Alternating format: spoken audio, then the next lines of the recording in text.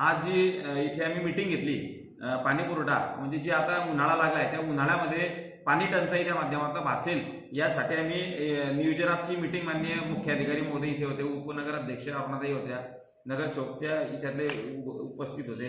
तिच्यामध्ये कर्मचाऱ्यांना इथे बोलवलं, त्यांना विशेष अशा प्रकारच्या सूचना दिल्या की ज्या भागात तुम्ही पाणी सोडलं त्या भागात तुम्ही फिरलं पाहिजे। तिच्यामध्ये कोणी पाणी झाल्यानंतर जर कधी कोणी गटारमध्ये टाकत असेल, बाथरूममध्ये जर कधी टाकत असेल तर ते आपण त्याच्यावर प्रतिबंध याच्यामध्ये घातला पाहिजे, अशा सूचना या नगरपालिकेच्या कर्मचाऱ्यांनी इथे दिल्या। मी वरणगावकरांना आव्हान करणार आहे की आता हा उन्हाळा आहे, हे 4 महिने अत्यंत महत्वाचे आहे, यामध्ये पाणी टंचाई भासू शकते, परंतु आम्ही त्याच्यावर त्या पाणी टंचाईवर मात नक्की त्या माध्यमातून करणार आहोत। शेवटी आम्ही वरणगावकरांना शब्द दिला 24 तास पाणी देण्याचा।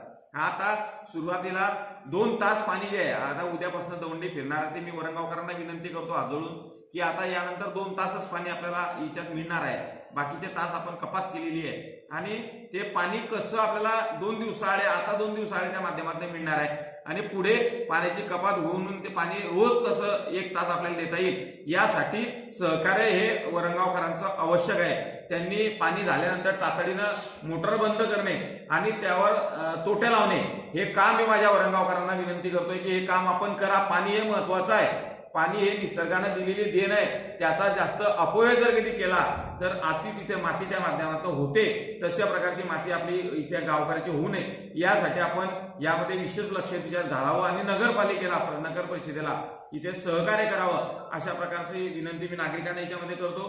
कोणीही रस्त्यावर पाणी मारू नका, कोणीही गाडी धुण्यासाठी पाण्याचा गैरवापर त्या माध्यमामध्ये करू नका, अशा प्रकारची सुद्धा विनंती मी या आपल्या सोशल मीडियाच्या माध्यमातून पूर्ण वरणगावकरांना याच्यामध्ये करतोय।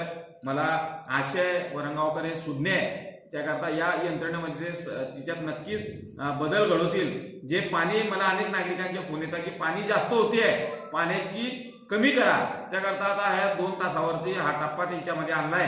त्याकरता गावकऱ्यांनी पाणी हे जे आहे ते जपून वापरा आणि उन्हाळा आलाय, उन्हाळ्यामध्ये पाणी टंचाई आपल्या गावाला भासू नये, आपल्याला मात करायची आहे सर्व विषयावर, त्यासाठी वरणगावकरांचं सहकार्य आवश्यक आहे। स्वच्छतेच्या बाबतीत सुद्धा मीटिंग याच्यामध्ये झाली आरोग्याची, त्या याच्यामध्ये नगरपालिका स्वच्छतेसाठी आहे कटिबद्ध, परंतु मी वरणगावकरांना विनंती करणार आहे की आपण सुद्धा आपला घर आणि आपले परिसर जे आहे ते स्वच्छ याच्यामध्ये ठेवायचं आहे। ते स्वच्छ परिसर जर स्वच्छ राहिला तर गाव हे आपलं स्वच्छ राहणार आहे। आपल्याला आपलं स्वच्छ भारत अभियानामध्ये महाराष्ट्राच्या याच्यामध्ये आपल्याला क्रमांक 1 मिळवायचा आहे। त्यासाठी मी वरणगावकरांना विनंती करतो की जसे आपण शेगावला गेल्यानंतर गजानन महाराजच्या दर्शनाला जातो, शेगावमध्ये एक कचरा सुद्धा दिसत नाही, त्याच्यासाठी लोकांचा लोकसहभाग सुद्धा महत्वाचा असतो। त्याकरता माझ्या वरणगावकरांना मी हात जोडून विनंती करतोय की आपला घर आपला परिसर हा आपण स्वच्छ जर कधी ठेवला तर नगरपालिका ते करणारच आहे, परंतु आपण त्याला जर कधी जोड जर कधी लावली तर मला असं वाटतं आपलं परिसर सुद्धा स्वच्छ तिच्यात होईल। स्वच्छ वरणगाव, सुंदर वरणगाव, हिरवं वरणगाव जे आहे ते आपल्याला येणाऱ्या काळामध्ये तिच्यात करायचं आहे। यासाठी माझ्या तमाम वरणगावकरांना मी इथे विनंती करतो की आपण नगर परिषदेला सहकार्य करावं आणि एक चांगल्या प्रकारचं वरणगाव हे आदर्श वरणगाव, आदर्श तर आता झालेलंच आहे, परंतु विकासाच्या बाबतीत सुद्धा आपल्याला आदर्श इथे घडवायचा आहे, त्यासाठी आपण सर्वांनी सहकार्य करावं एवढीच अपेक्षा मी वरणगावचा लोकनियुक्त नगराध्यक्ष नात्याने सर्व वरणगावकरांना इथे करतो। धन्यवाद। जय हिंद, जय महाराष्ट्र, जय वरणगाव।